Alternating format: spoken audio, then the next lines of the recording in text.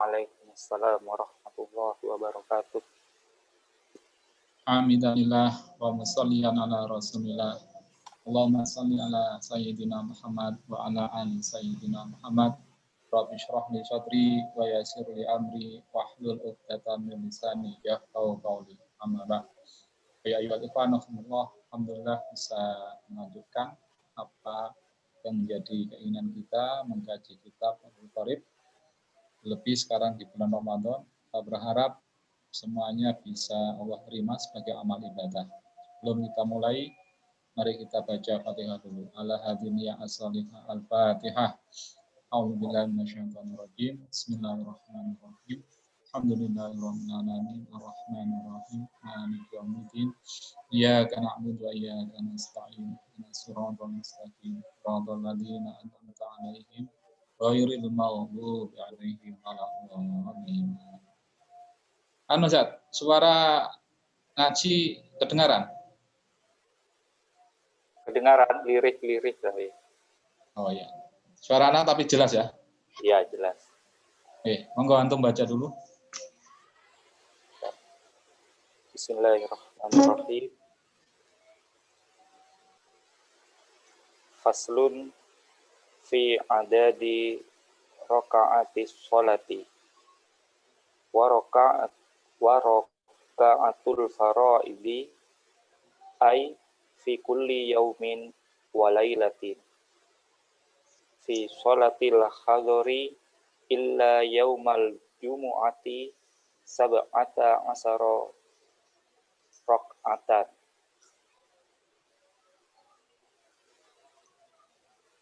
wa qaul amma yaumul jumu'ati fa'adadu raka'atil faraidi fi yaumiha khamsata asara raka'atan. Tidak sama ini. Ya. Kenapa ya? Kayak yang tidak sama tapi ya antara yang ya.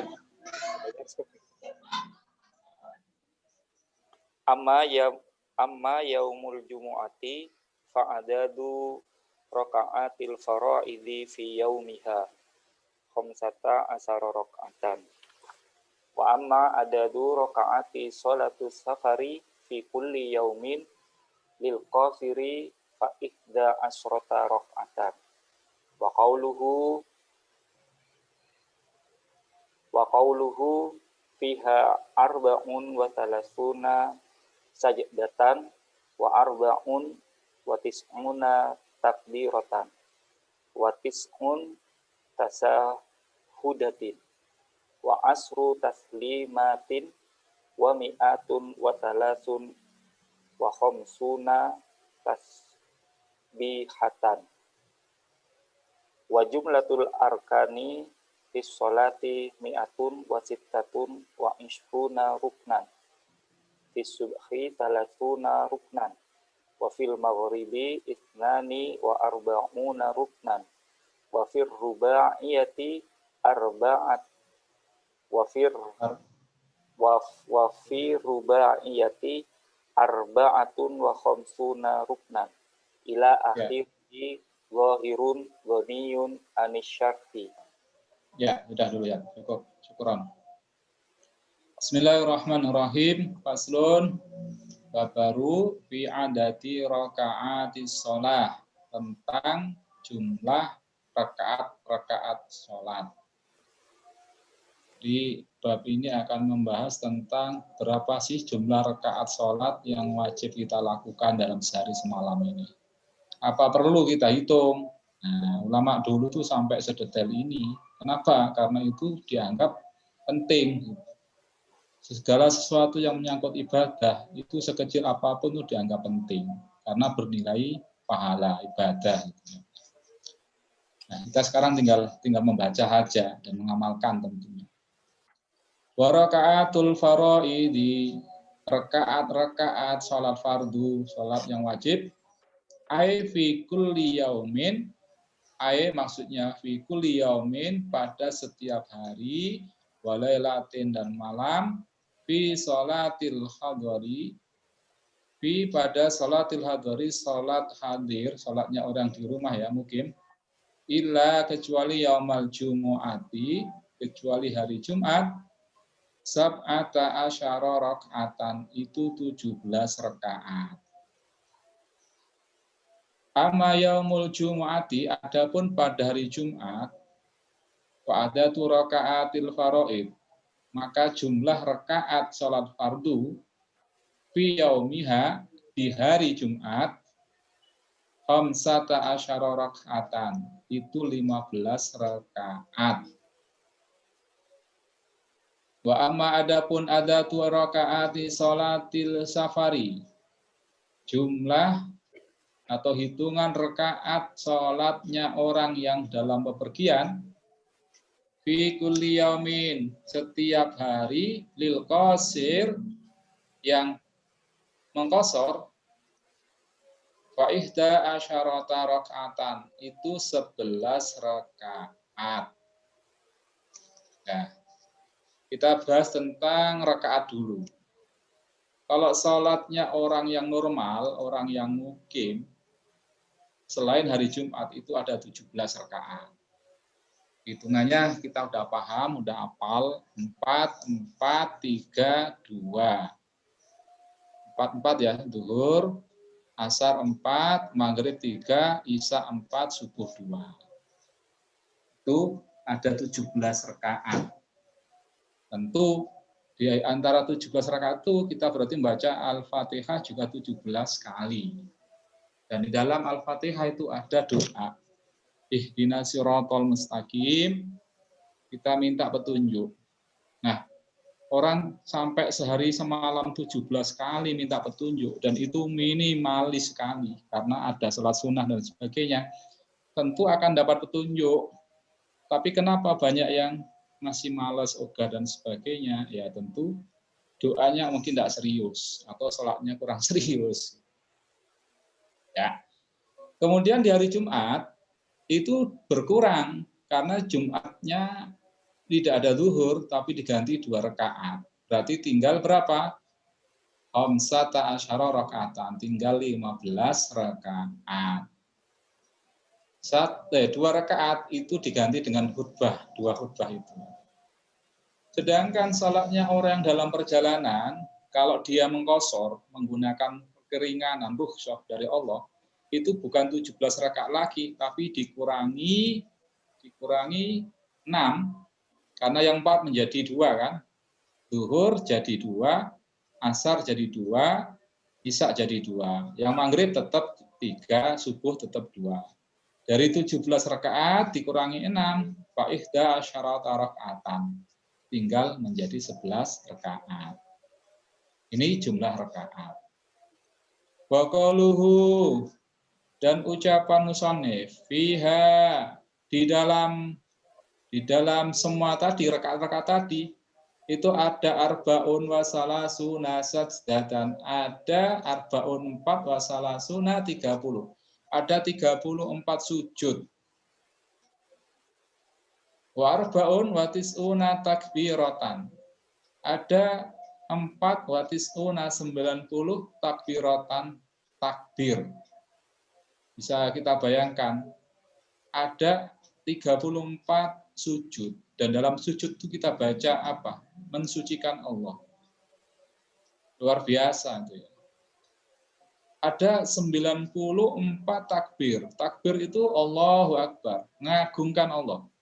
Menganggap Allah itu paling besar, sehingga yang lain itu kecil. Luar biasa kalau dihayati sholat itu ya. Dari bacaan-bacaannya saja itu sudah menunjukkan sebuah hikmah yang luar biasa, kalau memang benar-benar dihayati. Watis'u tasyahudatin, ada 9 tasyahud. Yang di situ ada syahadatnya tentu ya, bacaannya ya. Wa asru taslimatin, ada 10 salam. Kan salat 5 kali. Kalau dikalikan yang wajib kan ya, ini yang wajib. Kan hanya 1 salam pertama toh, itu yang wajib rukunnya. Nah, kalau diambil sama yang sunnah, ditambahkan dengan yang sunnah menjadi 20. 20 kali kita mendoakan orang lain, Mengucapkan salam itu kan minta doa keselamatan, kemudian rahmah dan berkah, dan itu diaminkan oleh malaikat. Tentu hidup kita tidak akan barokah sekali itu. Kalau benar-benar diterima sholat kita ya. Wa mi'atun wa salasun wa mi'atun 100 wa salatu wa salasun 3 wa khamsuna 50 153 tasbihatan. Subhanallah ya, baca subhanallah. Insyaallah itu ya. Padahal kita pernah baca hadis itu satu bacaan tasbih itu sama dengan menanam kurma, membangun kurma, menanam kurma di surga. Berapa sudah? Wa jumlatul arkan, jumlah rukun fi sholati dalam sholat, mi'atun 100 wa sittatun 6 wa isruna 20. 126 rukun. Ruknan, ada 126 rukun. Dan itu kalau dinilai pahala, satu rukun 10, berapa sudah? 126 kali 10. Berapa ya? 1.200-an ya, kebaikan. Insya Allah ya. Nah, terdiri dari fi subhi di salat subuh salasuna ruknan, ada 30 rukun. Wa fil maghribi di salat maghrib isnani wa arbauna, isnani 2 wa arbauna dan 40. Di salat maghrib ada 42 ruknan. Wa fi rubaiyati dan pada salat yang 4, zuhur, asar, isya, mana tadi ya? Ini kan Arba'atun wa khamsuna ruknan. Ada 4 wa khamsuna 50, 54 ruknan. Salat zuhur, salat asar, salat isya itu ada 54 rukun. Jadi subhanallah luar biasa ya. Itu adalah tabungan kita semua. Kalau kita yakini tentu ya, kita ikhlas, kita kerjakan dengan sabar, dengan istiqomah, tidak gerusa-gerusu, tidak merasa terpaksa, itu sudah tabungan luar biasa. Ila akhirihi, ila sampai akhirnya, dhahirun itu sudah jelas, ghaniyun tidak butuh, ghani itu kaya itu tidak butuh, lawannya fakir itu butuh. Allah itu maha ghani, maha kaya, manusia itu fakir. Allah tidak butuh apa-apa, sementara manusia butuh. Butuh apa? Ya dalam kehidupan ya butuh terus. 1 detik pun tidak pernah manusia itu bisa bersifat ghani. Kenapa? 1 detik kita butuh nafas. Detik demi detik kalau tidak ada nafas, ya 1, 2 menit, 3 menit, akhirnya dalam hitungan menit kita akan mati karena tidak dapat oksigen. Maka ini menegasikan bahwasanya kita itu sangat butuh kepada Allah. Maka tidak boleh sombong. Gitu ya. Ghaniyun. Ucapan musonef ila akhirih itu dhahirun itu sudah jelas, ghaniyun tidak butuh anisyarhi penjelasan karena hanya bersifat jumlah-jumlah saja. Kemudian waman barang siapa aja lemah anil qiyami dari berdiri bil faridhati dalam sholat fardu yang wajib limusakkotin karena berat talhaquhu maka ia melaksanakannya fi qiyamihi dalam berdirinya sholat dia sholat jalisan duduk. Nah orang kalau tidak sanggup sholat berdiri ini bahas sholat fardu loh ya yang 5 waktu itu ya. Dia kalau tidak sanggup sholat berdiri, maka dia wajib sholat duduk. Ala ayyi hayatin atas kondisi apa saja sya'a yang dia kendaki. Walakin tetapi iftirasuhu duduk iftiros, duduk kayak tahiyat awal.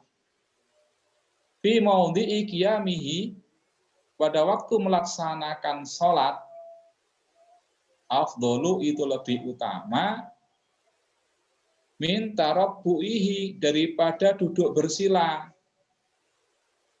fil adhari menurut kaul yang lebih umum yang jelas. Jadi barang siapa yang tidak sanggup sholat berdiri, maka dia tetap wajib melaksanakan sholat dengan kondisi duduk. Duduk model apa? Terserah dia mau kayak apa. Tapi sunnahnya itu duduk dengan iftiros, duduk kayak tahiyat awal. Itu lebih diutamakan daripada duduk bersila. Berarti diambil mafhum mukhalafahnya, duduk selain bersila itu kurang bagus. Meskipun nanti tetap sah sholatnya. Yang paling bagus ya iftiros. Kemudian, waman barang siapa ajasa lemah, mukjizat ya, lemah, dari kata-kata ajasa ya. Anil julus, lemah tidak sanggup duduk. Sholat dia sholat muttaji'an berbaring. Fa'in jika ajaza lemah, tidak mampu, maksudnya anil ittijai dari berbaring, sholat mustalqiyan, sholat sambil telentang, ala dhahrihi di atas punggungnya, warijlahu dan kedua kakinya, lil kiblati dihadapkan ke kiblat. Wa in ajaza jika ia tidak sanggup atau dia lemah andalika dari sholat sambil telentang atau sholat duduk tidak sanggup, berbaring tidak sanggup, kemudian terlentang juga tidak sanggup, andalika dari semua itu kullihi au ma'a maka ia sholat sambil memberi isyarat. Au ma'a ia berisyarat. Bitorfihi dengan matanya, wanawa dan niat, bikolbihi dengan hatinya, wayajibu wajib, alaihi baginya, istiqbaluha menghadap kiblat, biwajhihi wajahnya, biwat isyai'in dengan meletakkan sesuatu, tahta roksihi di bawah kepalanya. Wayumi'u dan berisyarat biroksihi dengan kepalanya, fi ruku'ihi waktu ruku, wa sujudihi dan sujudnya. Fa'in jika ajasa lemah anil imai dengan memberi isyarat, biroksihi dengan kepala, au ma'a maka memberi isyarat, bi ajfanihi dengan kelopak matanya. Wa in ajasa jika lemah juga anil ima dari isyarat biha dengan kelopak mata, ajro maka dia melakukan arkanus sholati rukun-rukun sholat ala qalbihi di hatinya. Wala bitarkiha tidak boleh meninggalkannya. Madama selama akluhu akalnya sabitan tetap ada. Sudah sampai sini dulu. Nah sekarang urutannya. Sholat itu wajib dilaksanakan. Apapun kondisi tetap tidak bisa menggugurkan sholat. Harus dilakukan saat itu juga. Bagi yang mempunyai pendapat tidak ada qadha dalam sholat. Sebenarnya di sini juga itu ditegaskan tidak ada qadha, hanya nanti kalau sholatnya itu tidak sempurna, nanti ada, maka itu diqadha. Di qadha itu bukan berarti boleh meninggalkan waktunya, enggak begitu. Contoh, umpama dia zuhur enggak bisa sholat, oh biar enggak usah sholat saya, kenapa, najis dan sebagainya, nanti saya ganti pada waktu pakaiannya sudah suci, bukan begitu pengertiannya qadha itu. Pengertian qadha itu, ya zuhur itu tetap dia sholat seadanya, sesuai dengan keadaannya, nanti pada waktu dia sudah bisa melengkapi persyaratan dan rukunnya, sholat lagi, itu yang dimaksud qadha di kitab-kitab ini. Nah, bukan seperti qadha pemahaman masyarakat umum, enggak usah sholat dah, nanti aja diqadha. Kayak puasa gitu.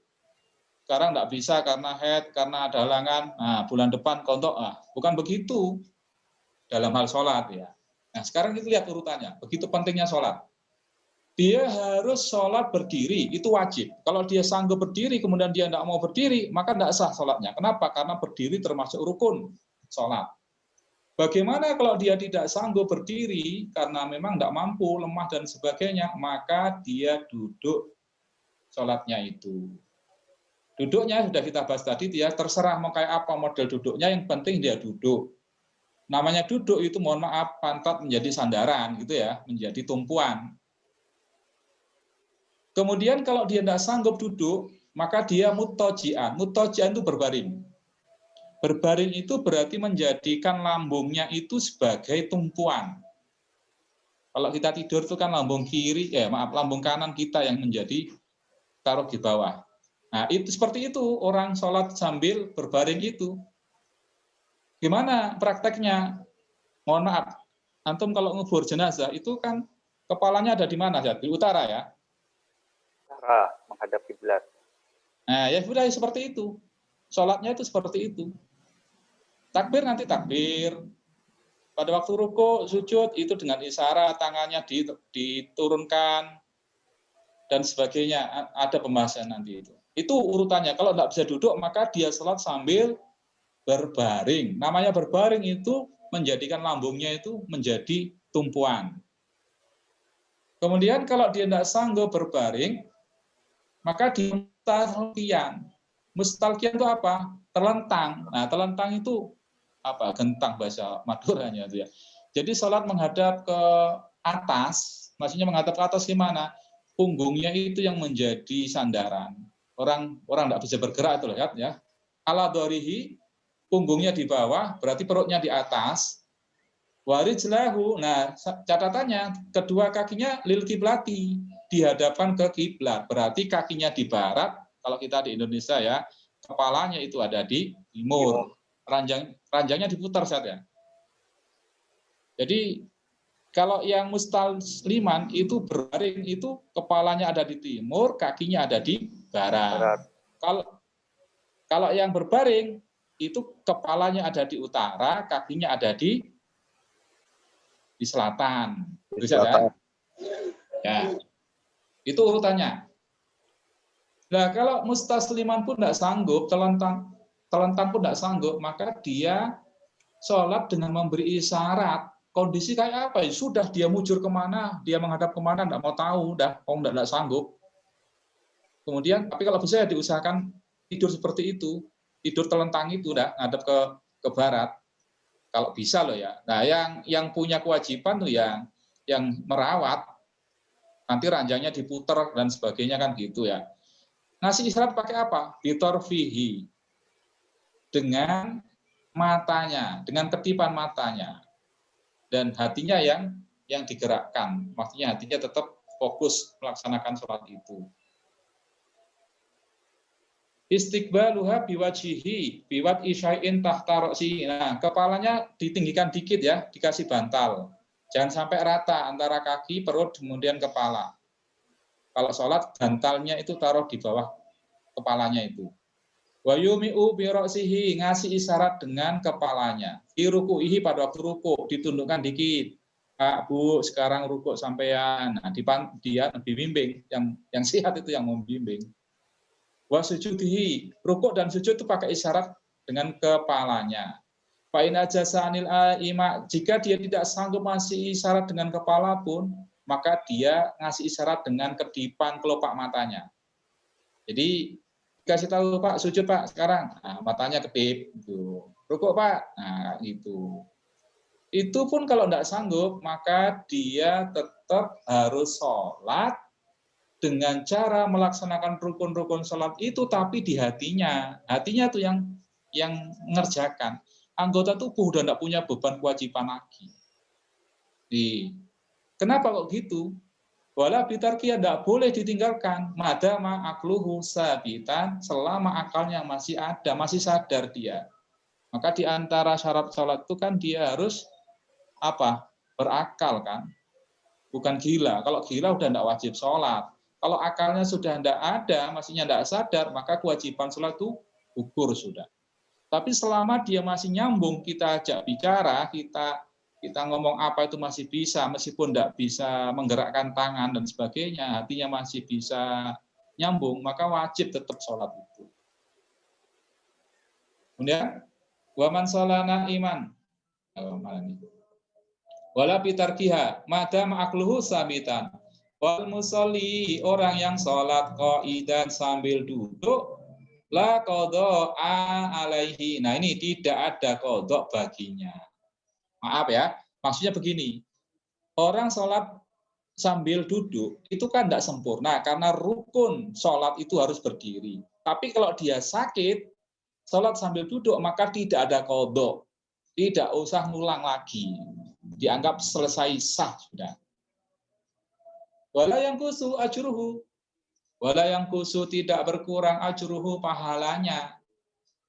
Li'annahu karena dia ma'dzurun itu punya udzur.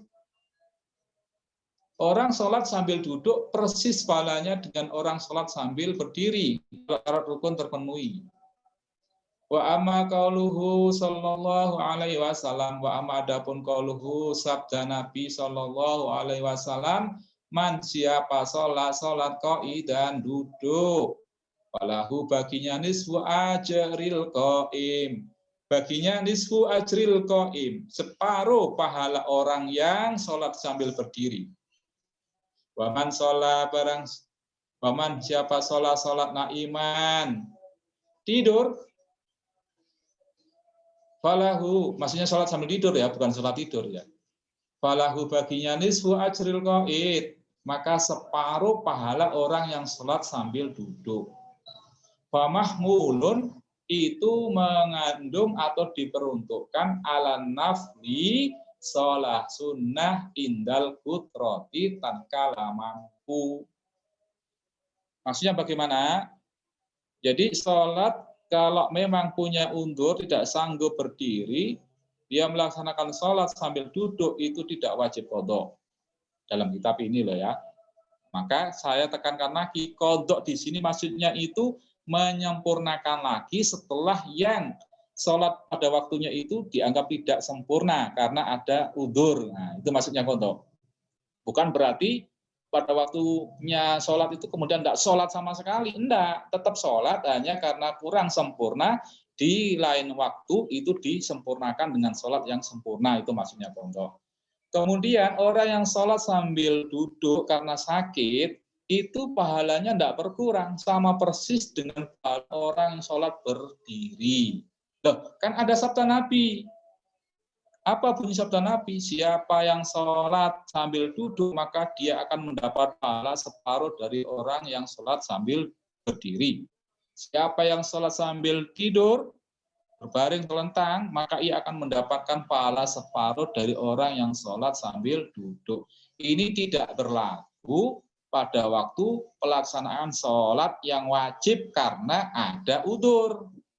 Hadis itu, ucapan Nabi itu berlaku pada sholat sunnah yang orang itu mampu berdiri. Contoh, Nabi pernah sholat sambil duduk. Kenapa? Karena beliau ya sambil mengajari umatnya bahwasanya sholat sunnah itu boleh dilakukan sambil duduk meskipun dia sanggup berdiri.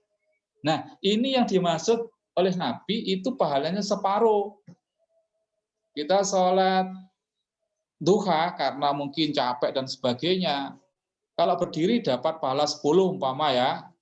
Nah, pada waktu sholat duha sambil duduk itu pahalanya 5. Ini yang dimaksud separuh pahala dari sholat yang dilakukan secara sempurna. Kemudian indan ala nafli indal kutroh. Maksudnya itu tadi, sholat sunnah yang mampu dilakukan dengan berdiri, tapi dia tidak melakukannya. Ini pahalanya separuh. Mungkin itu yang bisa Ana sampaikan yang bab jumlah rakaat ini. Ini baru setengah jam. Kalau umpama mau diteruskan, saya teruskan yang bawah. Tapi sebelum saya teruskan, mungkin ada yang mau disampaikan dulu?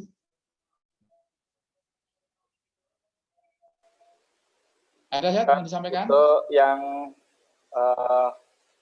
beralaskan bantal, kepala itu lebih tinggi, ya itu ketika berbaring juga menggunakan bantal.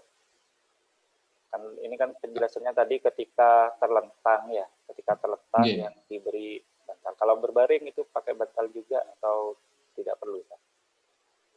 Ya, kalau yang sholat mustasliman, sholat yang telentang, itu kan kepala menghadap ke atas, nggih. Iya. Itu dianjurkan kepalanya lebih tinggi daripada perut, dada maupun kaki. Kaki menghadap ke barat, gitu ya. Nah, bagaimana kalau sholat yang berbaring? Berbaring itu kan di atas lambung kanan kita ya, gitu ya. Apakah kepalanya juga disyaratkan? Maaf, bukan disyaratkan. Apakah dianjurkan dikasih bantal apa enggak? Nah, tergantung posisi yang mau sholat. Kalau mau dikasih bantal, enak ya monggo. Kalau enggak ya nggak masalah. Tapi Anda pernah melakukan dulu tuh ya pakai bantal. Kenapa? Waktu takbirnya itu kan biar ada ruang apa ya, tangan untuk gerak. Gitu. Kalau enggak ada bantalnya itu kan tangan itu nindih gitu ya. Iya. Jadi tidak disyaratkan, tidak ada syarat di situ. Kondisi darurat ya gimana enaknya gitu aja. Yang penting posisinya itu berbaring di atas lambungnya. Kan. Itu saya mungkin Allah alam soal. Ya, mungkin yang lain ada yang mau bertanya, Pak. Silakan yang lain. Iya, Ted. Mau nanya, Ted. Monggo ya. Ada keluarga saya yang dari ibu itu sudah sakit, Ted. Itu apa ya, mungkin seperti saraf kejepit. Dia hanya tidur miring itu sama duduk, dan itu tidak bisa bergerak lama dan bertahan lama. Nah, posisi tempat tidurnya itu menghadap ke utara, artinya ranjang itu membujur dari barat ke timur, dan kepala itu berada di barat, kakinya ada di timur. Tidak seperti mayit tadi itu. Nah, saya tanya, Bude itu masih sholat. Nah, ini yang keluarga yang menjaga itu kayak kurang di sana. Kondisi terakhir beberapa waktu yang lalu saya ke sana itu, beliau sampai 1 hari itu minum 1 botol. Takut minta pipis, minta diladeni gitu, sampai begitu. Dan makannya itu pun juga nyemil seperti tidak, nasinya berkurang sudah sekarang. Takut nanti minta BAB seperti itu. Iya. Nah, kondisi yang seperti ini yang saya ingin tanyakan itu cara bersucinya, terus kemudian ketika menunaikan sholat itu apa pakai yang mana gitu ya, yang lebih tepat itu yang mana. Soalnya dia kalau miring kondisinya tidak tidur itu mesti sering mengeluh sakit. Kayak saraf kejepit apa ya gitu sakitnya katanya. Mesti antara tulang belakang sama paha itu, kayak tulangnya paha itu sakit katanya begitu. Jadi kalau sudah sakit, kondisi miring, dia mau duduk sebentar itu masih sakit gitu. Sudah duduk sebentar pengen tiduran lagi. Dan itu harus tidur, harus istirahat orangnya. Kalau enggak, sakit terus. Kondisinya begitu yang saya tahu. Mungkin itu aja. Jadi terima kasih. Kita doakan mudah-mudahan budenya antum segera diangkat penyakitnya ya. Dan yang merawat itu mudah-mudahan sabar. Kenapa? Itu memang ujian yang sehat ya. Amin. Allahumma amin. Amin. Ya, pertanyaannya yang pertama itu, kalau urutannya jelas kan, kalau memang posisi beliau duduk enggak sanggup ya, mama 5-10 menit sholat itu enggak sanggup, ya udah berbaring aja. Berbaring pun kalau mau enggak sanggup ya udah telentang.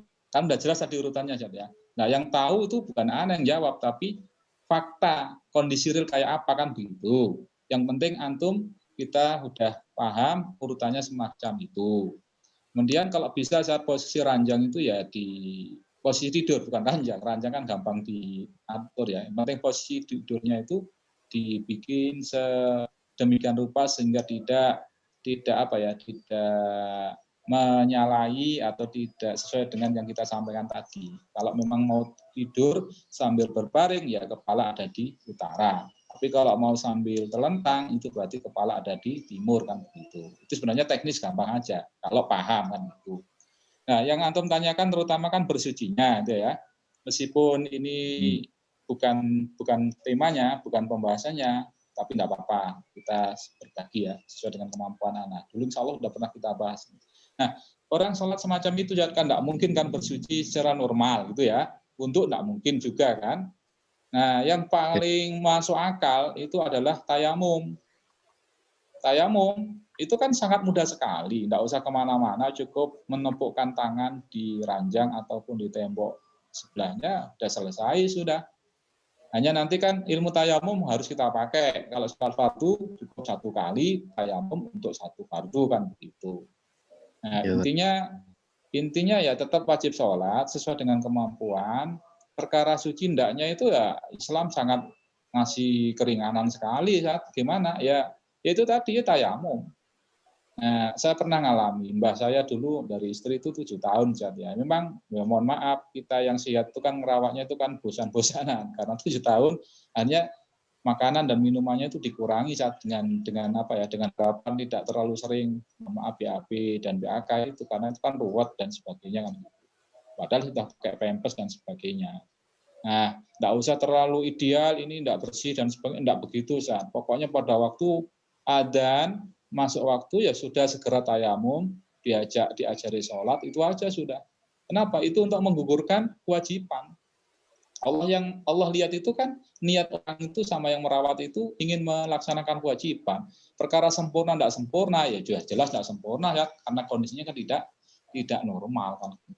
Jadi sebenarnya gampang Ustaz kalau kita paham. Mungkin itu ya Allah alam bisawab. Cukup. Informasinya cukup. Apaan? Lanjut apa sampai sini aja Ustaz Ari? Masih 15 menit. Monggo Ustaz. Ini agak panjang kalau yang kelanjutannya Ustaz. Diteruskan? Enggak? Enggak apa-apa. Enggak apa-apa ya. Pokoknya nanti jam 8 persis berhenti gitu aja ya. Iya Ustaz. Jam 9 Ustaz ya. Ya, jam 8. Ingat yang sebelum Ramadan. Ya, jam 9 nanti berhenti kita.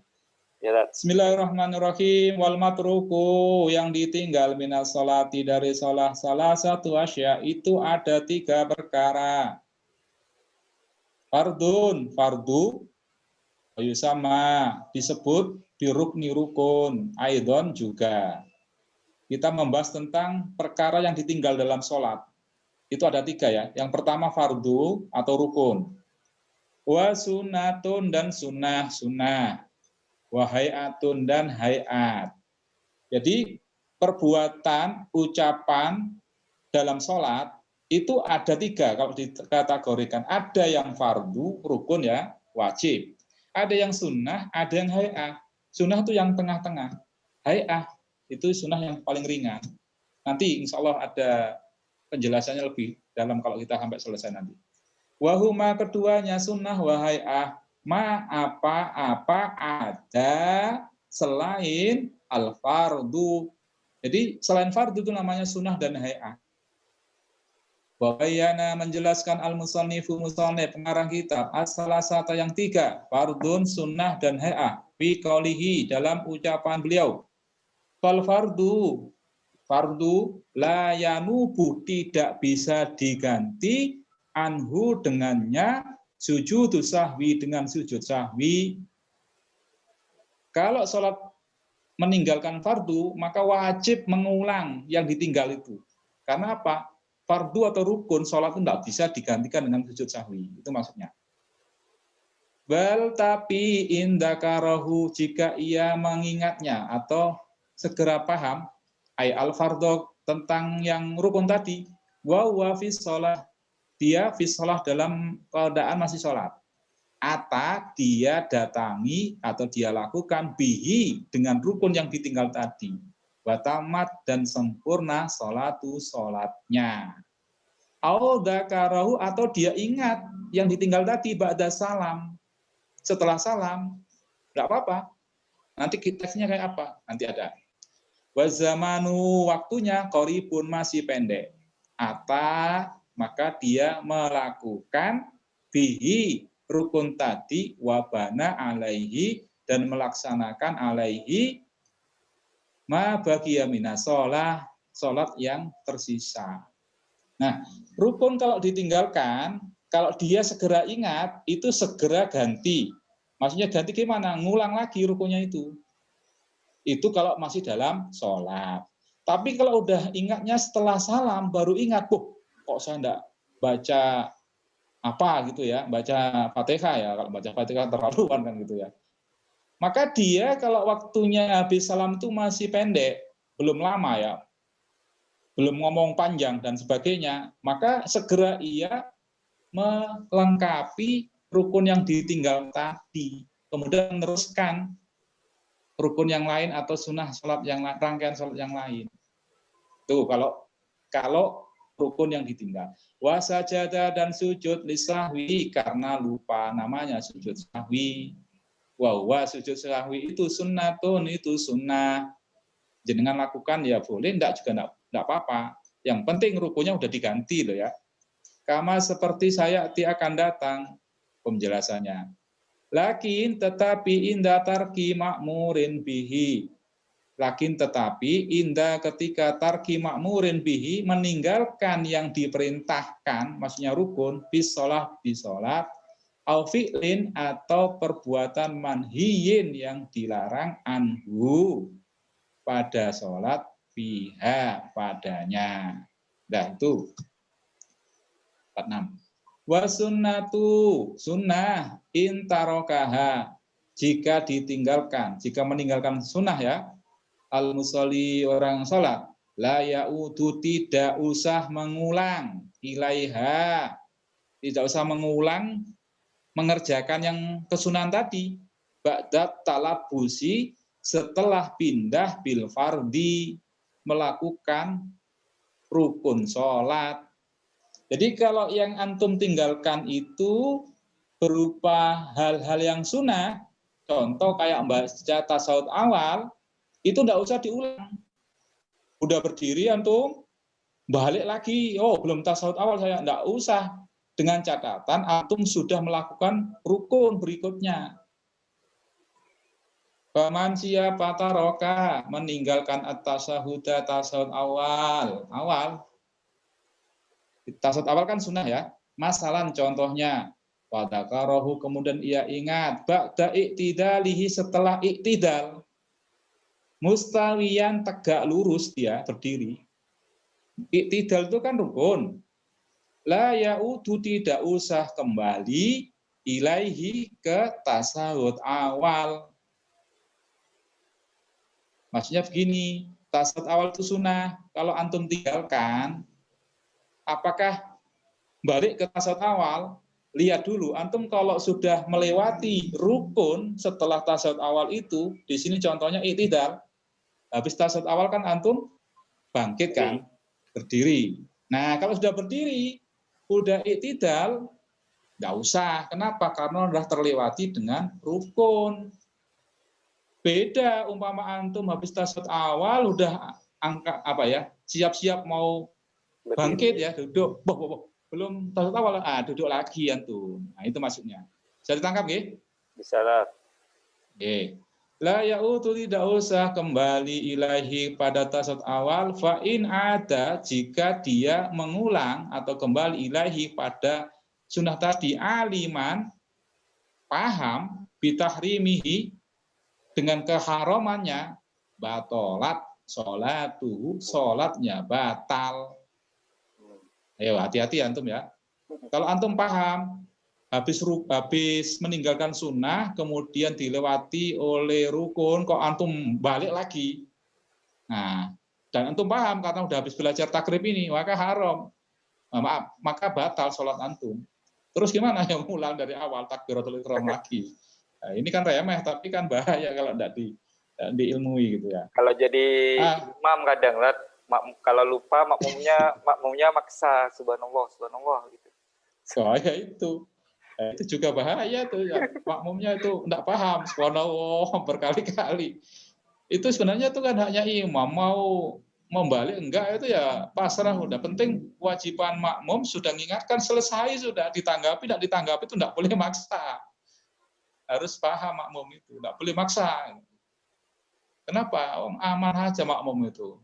Sholatnya itu ya nanti ditanggung imam ya.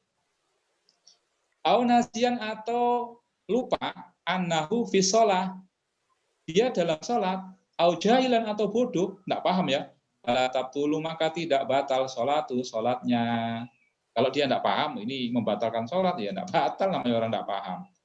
Enak ya, bukan enak. Dia punya kewajiban untuk cari ilmu tentang sholat. Jadi orang berbuat dosa karena dia tidak paham, memang tidak ada dosa pertama, tapi kalau diulang-ulang, dia dolim. Orang dolim itu ya dapat dosa juga lama-lama. Kenapa? Kewajiban kan dia harus belajar itu.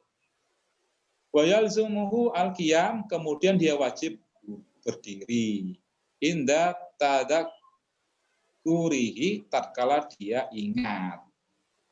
Wa in kana makmuman, wa in jika kana ada makmuman dia makmum, ada dia kembali wujuban wajib limutaba'ati imamihi untuk mengikuti imam. Nah, kalau makmum ya wajib dia untuk segera balik. Kenapa? Mengikuti imam. Makmum itu tidak boleh mendahului atau menyelisih imam. Jadi apapun yang dilakukan imam itu ya wajib dilakukan. Kecuali nanti makmum berpaham, ini kalau tidak dikerjakan maka dia menjadi rusak sholatnya, maka wajib mufaroqah makmum. Tapi kalau hal-hal yang ditinggalkan atau yang dilakukan oleh imam itu tidak merusak sholat, tidak membatalkan, maka imam wajib diikuti apapun kondisinya. Ya di situ imam maupun makmum sama-sama harus tahu ilmunya. Lakinnahu tetapi yasjudu lisahwi, sujud karena lupa anha dari perbuatan sunnah tadi. Kurang 8 menit. Fi surati adamil aud, dalam kondisi tidak kembali ngulang ya. Awil audi atau dia ngulang. Nasian karena lupa. Nah, maksudnya bagaimana? Kalau dia meninggalkan sunnah sholat, maka dia itu disunahkan sujud sahwi. Terlepas dia itu ngulang sunnah yang ditinggalkan atau tidak. Itu maksudnya. Sunnah loh ya, sujud sahwi itu sunnah.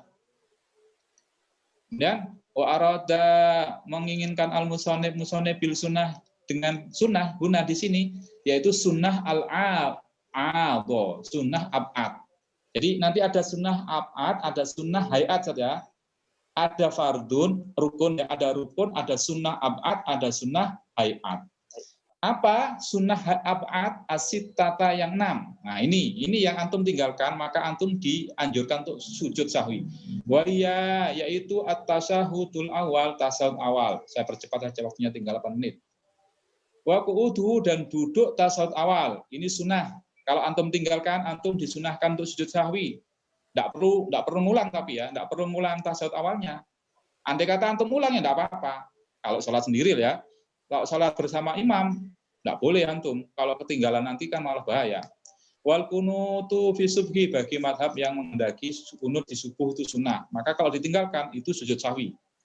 Wa fi akhir witri, kunut di akhir witir, finis fisani, di pertengahan kedua min Ramadan, malam 26 sampai malam ke-30, sholat witir ya, tarweh ya, habis tarweh, bukan tarwehnya, witirnya, itu kan kita disunahkan kunut. Dan itu tidak hanya Syafi'i, tapi semua itu memakai itu ya, umumnya memakai. Itu kalau antum meninggalkan nanti, tidak kunut, maka disunahkan untuk sujud sahwi. Wal qiyamu, dan berdiri lil kunut untuk melakukan kunut, itu juga dianggap sunnah. Wassalatu ala nabi, membaca salawat atas nabi. Allahumma sholli ala sayyidina Muhammad ya. Di tasyahudil awal, di tasyahud awal, itu sunnah. Wassalatu alal ali, dan salawat alal ali kepada keluarga nabi. Wa ala ali sayyidina Muhammad. Nah ini sunnah. Di tasyahudil akhir, di tasyahud akhir. 6. Jadi 6 perbuatan ini kalau antum tinggal itu boleh dilakukan, diulang atau tidak, dan disunahkan untuk sujud sahwi. Selain 6 ini, enggak berarti. Wal hayatu hay'ah. Adapun hayat, sunnah hayat ya, sunat yang di bawahnya sunnah ab'ad, kat tasbihat, kayak membaca tasbih, wa nahwiyah, dan semisalnya, mimma, dari sesuatu la yujbaru, yang tidak perlu disusul atau ditambal bisujud, dengan sujud. Jadi yang rukun, yang 13 atau yang 18 ya, karena tumakminah dibedakan, itu kalau ditinggal wajib diulang dan sujud sahwi. Kalau yang sunnah yang 6, itu kalau antum tinggalkan, itu boleh diulang lagi atau tidak, dan disunahkan sujud sahwi. Nah, sisanya itu, maka tidak perlu karena termasuk sunnah hay'ah.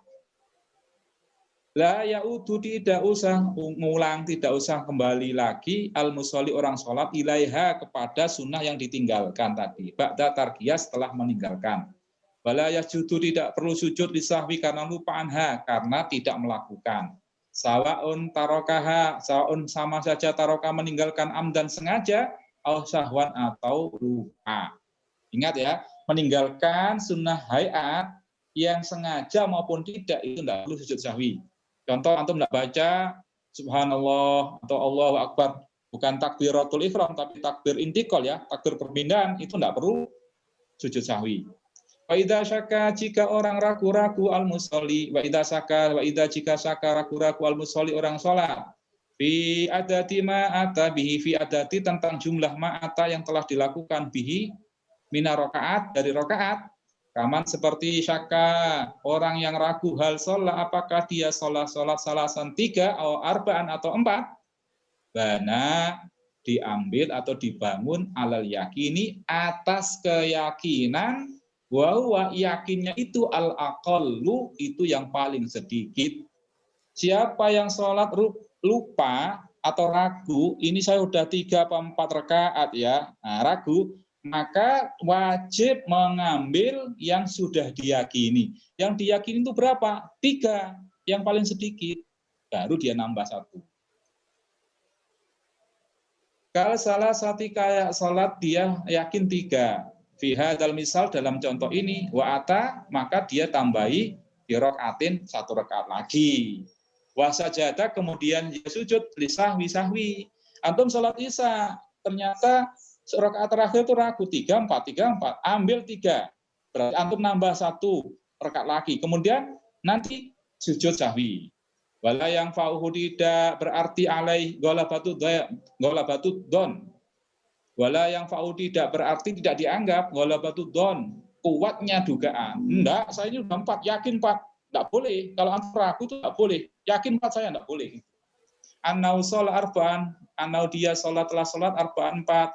Wala ya'malu biqauli ghairihi, wala ya'malu, tidak boleh mengambil, melakukan biqauli ghairihi. Makmum maksa, udah 4 sampai udah 4, ya 4, tidak boleh. Dia karena ragu imamnya, ya udah 3, ambil 3 yang paling sedikit. Annahu sholat arba'an, dia sholat 4.